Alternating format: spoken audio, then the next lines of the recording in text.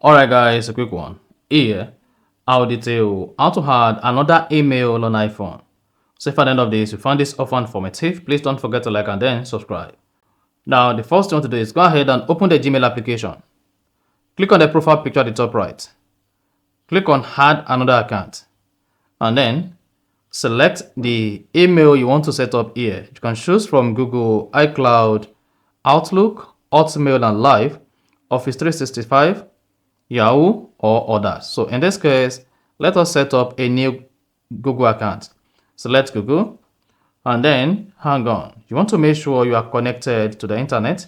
Then once you say what that says, you may want to use google.com to sign in or other pop, click on continue.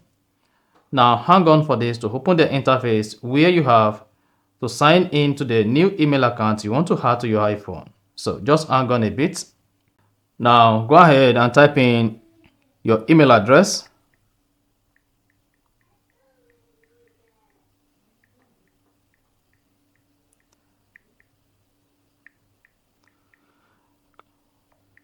After that, click on next.